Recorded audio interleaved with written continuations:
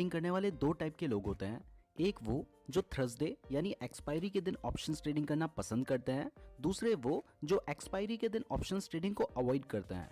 अब जो एक्सपायरी के दिन ऑप्शंस ट्रेडिंग करते हैं उन्हें लगता है कि वो सही है, और जो अवॉइड करते हैं उन्हें भी लगता है कि वो सही है। तो एक्चुअल में कौन सही है और कौन गलत, ये मैं आज आपको बताने जा रहा हूँ। और साथ ही इस वीडियो में मैं आपको एक लाइव ट्रेड भी दिखाऊंगा जिसे मैंने एक्सपायरी के दिन सिर्फ 825 रुपए देकर खरीदा था और उसकी वैल्यू बढ़कर 10,000 रुपए तक हो गई थी। तो आज की वीडियो बहुत ज्यादा इंटरेस्टिंग होने वाली है, इसलिए इस वीडियो को ध्यान से जरूर देखें। लेकिन दोस्तों, अगर आपको ऑप्शंस ट्रेडिंग के बारे में कुछ भी नहीं पता है तो फिर चलिए दोस्तों, सबसे पहले मैं आपको ऑप्शंस प्राइस का फॉर्मूला समझाता हूं, क्योंकि उसके बाद ही आपको समझ आएगा कि लोग थर्सडे के दिन ऑप्शंस ट्रेडिंग को अवॉइड क्यों करते हैं। लेकिन दोस्तों, जब ये फॉर्मूला मैं आपको बताऊंगा ना, तो आपको लगेगा कि मैं आपकी मैथ्स की क्लास ले रहा हूं, बट ये बताना भी जरूरी है। और अगर आपको कहीं पर समझ नहीं भी आए तो भी ध्यान से सुनते रहिएगा, धीरे धीरे सब कुछ क्लियर हो जाएगा। तो दोस्तों, ऑप्शंस प्राइस का फॉर्मूला है options price is equal to intrinsic value plus time value. यानी ऑप्शंस की जो प्राइस है वो उसकी इंट्रिंसिक वैल्यू और टाइम को मिलाकर बनती है। इसमें इंट्रिंसिक वैल्यू उस प्राइस को कहते हैं जिसके बाद ऑप्शन प्रॉफिटेबल होगा। एग्जाम्पल के लिए, अगर आपने निफ्टी 17,000 का कॉल बाय किया है तो एक्सपायरी के बाद वो ऑप्शन तभी प्रॉफिटेबल होगा अगर निफ्टी 17,000 से ज्यादा पर क्लोज होगा। अगर निफ्टी 17,000 से कम पर क्लोज होगा तो फिर उसकी वैल्यू जीरो हो जाएगी। और इस फॉर्मूला में टाइम वैल्यू का मतलब है कि ऑप्शन एक्सपायर होने को कितना टाइम बचा है। अगर ऑप्शन एक्सपायर होने को ज्यादा टाइम बचा है तो फिर उस ऑप्शन की वैल्यू ज्यादा होगी, और अगर कम टाइम बचा है तो फिर उस ऑप्शन की वैल्यू कम होगी। मतलब अगर वो ऑप्शन 5 दिन बाद एक्सपायर होने वाला है तो उसकी वैल्यू ज्यादा होगी, और अगर आज एक्सपायर होने वाला है तो उसकी वैल्यू कम होगी। अब दोस्तों, ऑप्शंस की जो इंट्रिंसिक वैल्यू है, अगर आपने निफ्टी का ऑप्शन बाय किया है तो जैसे जैसे निफ्टी की वैल्यू बढ़ेगी या घटेगी उस हिसाब से उसकी इंट्रिंसिक वैल्यू भी बढ़ेगी या घटेगी। लेकिन जो टाइम वैल्यू है वो बढ़ नहीं सकती, क्योंकि टाइम घटता जा रहा है, इसलिए टाइम की वैल्यू सिर्फ और सिर्फ घटेगी, बढ़ेगी नहीं। इसको एक सिंपल से एग्जांपल से समझते हैं। अगर आपको 5 किलोमीटर जाना है और आपके पास 5 दिन है तो आपके जाने के चांसेस बहुत ज़्यादा हैं और आप इजीली जा सकते हैं। लेकिन वहीं अगर आपको 5 किलोमीटर जाना है और आपके पास सिर्फ 5 मिनट है तो आपको वहां पहुंचने के चांसेस बहुत कम है। इसलिए जैसे जैसे टाइम कम होता जाता है वैसे वैसे ऑप्शंस की वैल्यू कम होती जाती है, क्योंकि टाइम भी घट रहा है, इसलिए उनकी प्राइस भी घट रही है। अब इस फॉर्मूला को अच्छे से समझने के लिए मान लेते हैं कि ऑप्शन की इंट्रिंसिक वैल्यू 100 रुपए है और ऑप्शन के एक्सपायर होने को 5 दिन बचे हैं। तो अब सिर्फ एग्जाम्पल के लिए मान लेते हैं कि एक दिन की वैल्यू 100 रुपए है, यानी कि 5 दिन की वैल्यू 500 रुपए है। तो इस हिसाब से ऑप्शन की प्राइस होगी 100, जो कि उसकी इंट्रिंसिक वैल्यू है, प्लस 500 जो कि 5 दिन की वैल्यू है, यानी कि टोटल 600 रुपीज होगी।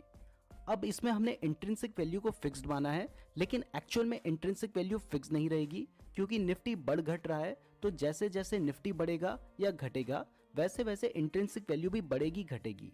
लेकिन इसमें जो टाइम है वो बढ़ नहीं सकता, वो सिर्फ घट सकता है। अगर कल ऑप्शन एक्सपायर होने के लिए 5 दिन थे तो एक दिन बाद 4 दिन होंगे, और आधा दिन और गुजर गया तो 3.5 दिन होंगे। तो हर एक सेकंड में, हर एक मिनट में, हर एक घंटे में और हर दिन में टाइम की वैल्यू घटती जा रही है। इसलिए टाइम की वैल्यू सिर्फ घटती है, और जिस दिन एक्सपायरी होती है उस दिन क्योंकि बहुत कम टाइम बचा होता है, इसलिए उस दिन टाइम की वैल्यू बहुत जल्दी घटती है। और इसके पीछे का रीजन है कि ऑप्शंस प्राइस का फॉर्मूला है intrinsic value plus time value. अब क्योंकि टाइम वैल्यू घटती जा रही है, टाइम घटता जा रहा है, इसलिए ऑप्शंस प्राइस की वैल्यू भी घटती जाती है। और जो ये टाइम के साथ ऑप्शंस की वैल्यू घट रही है इसे टाइम डिके या थीटा डिके भी कहा जाता है।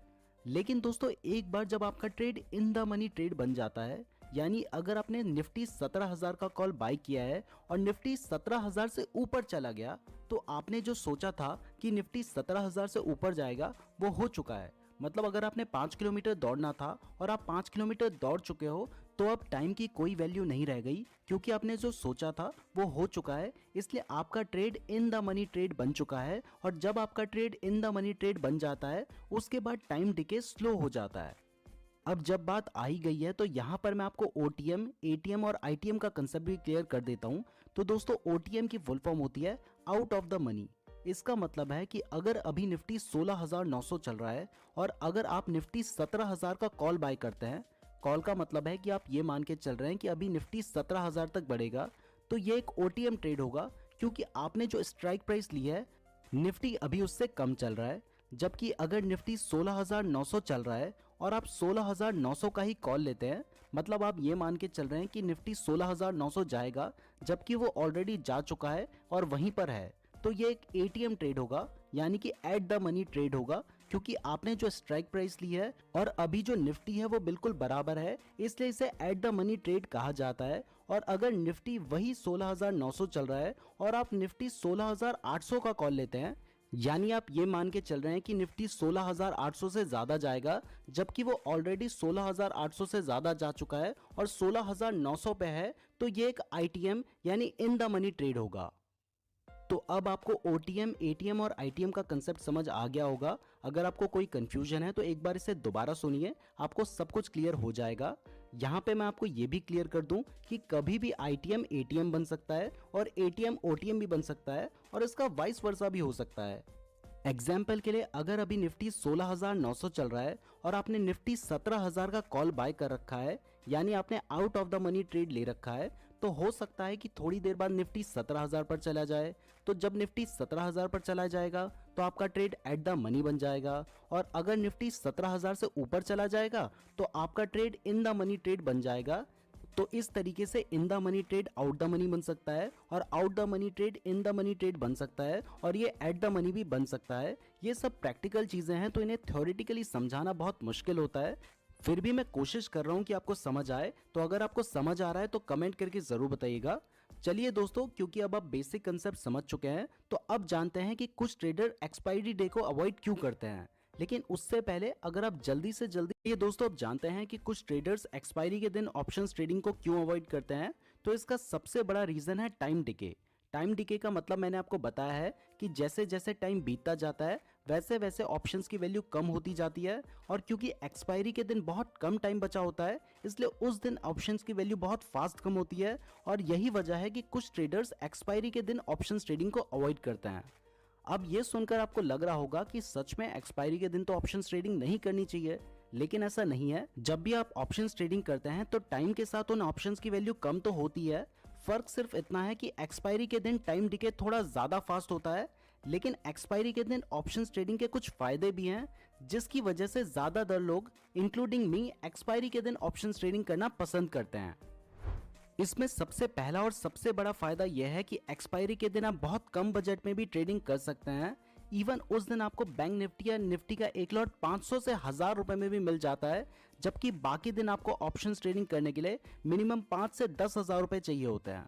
तो अगर आपका बजट कम है और आप सिर्फ 500 या 1000 रुपए से ऑप्शंस ट्रेडिंग करना चाहते हैं, या सिर्फ आप ट्राई भी करना चाहते हैं, तो ये सिर्फ आप थर्सडे यानी एक्सपायरी के दिन ही कर सकते हैं। और अगर आपका बजट ज़्यादा भी है तब भी आपको उसी अमाउंट में ज़्यादा लॉट्स मिल जाएंगे, जिससे आपको प्रॉफिट ज़्यादा होने के चांसेस भी ज़्यादा होंगे। तो एक्सपायरी के दिन कम बजट में सब कुछ ज़्यादा होता है।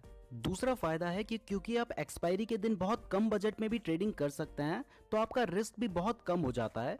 अगर आपने 825 रुपए देकर एक लॉट बाय किया है तो आपका रिस्क सिर्फ 825 रुपए का है, और प्रॉफिट कितना भी हो सकता है, जबकि बाकी दिन आपको एक लॉट बाय करने के लिए 4 से 5,000 रुपए देने होंगे। तो क्योंकि आपने ज्यादा पैसा ट्रेड में लगाया है तो आपका रिस्क भी ज्यादा होता है।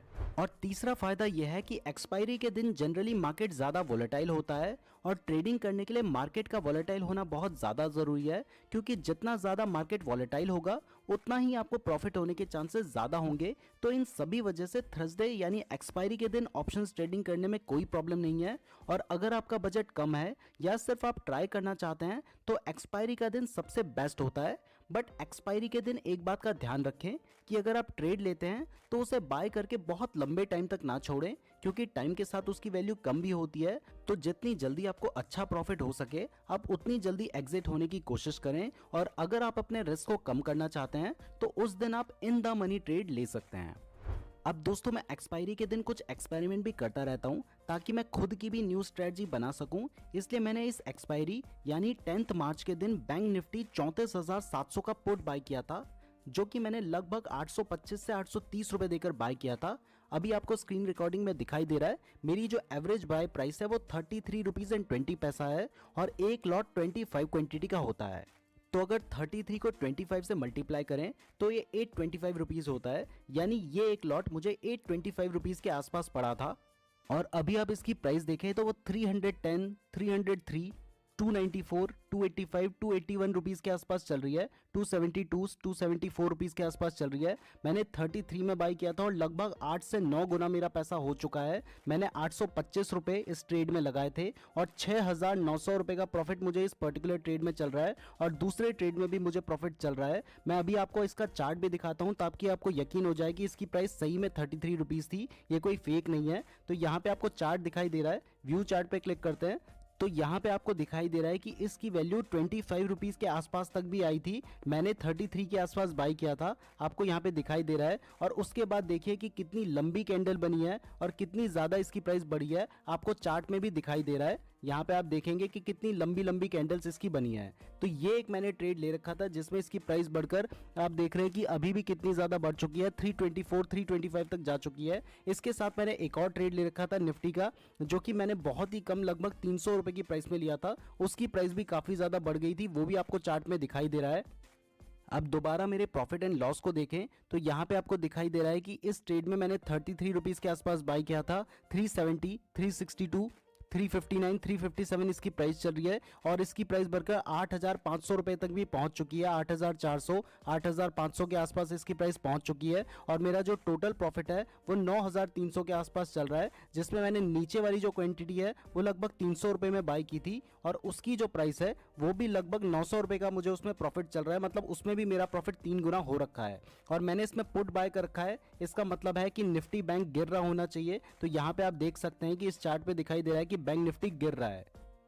अब दोस्तों मैं इस स्क्रीन रिकॉर्डिंग को थोड़ा सा फास्ट करता हूँ, आप ऊपर टाइम देखिएगा, आपको दिखाई देगा कि कैसे कैसे टाइम बढ़ रहा है। तो मैंने क्योंकि इस स्क्रीन रिकॉर्डिंग को फास्ट कर रखा है इसलिए आपको इतना तेज़ दिखाई दे रहा है और मैंने ये ट्रेड ले रखा था इसलिए भी आपको दिखाई दे रहा है। तो यहाँ पे आपको दिखाई दे रहा है कि मेरा प्रॉफिट कैसे बढ़ रहा था, घट रहा था। मैं बीच बीच में आपको चार्ट भी दिखा रहा था। तो अब मैं आपको दिखाता हूँ कि जब 2:03 हो गया था उस टाइम पे मेरा जो प्रॉफिट था वो उस पर्टिकुलर ट्रेड में, जिसको मैंने 825 रुपये देकर खरीदा था, उस पर्टिकुलर ट्रेड में मेरा जो प्रॉफिट था वो लगभग 9,000 के आसपास पहुंच गया था। और अभी आपको दिखाई दे रहा है कि इसकी जो प्राइस है वो 421 रुपये के आसपास चल रही है। 423, 428, 420 रुपये के आसपास चल रही है और मेरा प्रॉफिट 9,600, 9,700, 9,900, 10,000 रुपये तक पहुंच गया था। आपने देखा एक बार 10,000 रुपये गया था, उसके बाद थोड़ा सा घटा, दोबारा 10,000 आ गया, 9,900, फिर 10,000, 9,800, 9,700 हो रहा है और 10,000 रुपये के आसपास आ रहा है। दोबारा देखिए 10,000 रुपये के आसपास चला गया था।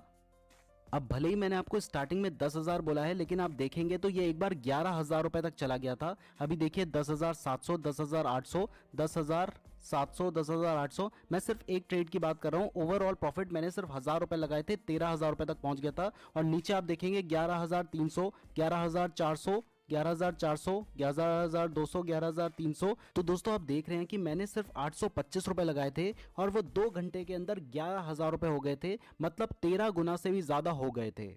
तो अगर आप एक्सपायरी के दिन ऑप्शंस ट्रेडिंग करते हैं तो ये आपके लिए बहुत ज़्यादा प्रॉफिटेबल भी हो सकता है। इसलिए मैं खुद एक्सपायरी के दिन ऑप्शंस ट्रेडिंग करता हूँ। मैं जनरली एंजल वन में करता हूँ लेकिन मुझे सिर्फ एक एक्सपेरिमेंट करना था इसलिए मैं ज़ीरोधा में कर रहा था। ट्रेडिंग करने के लिए एंजल वन और ज़ीरोधा दोनों ही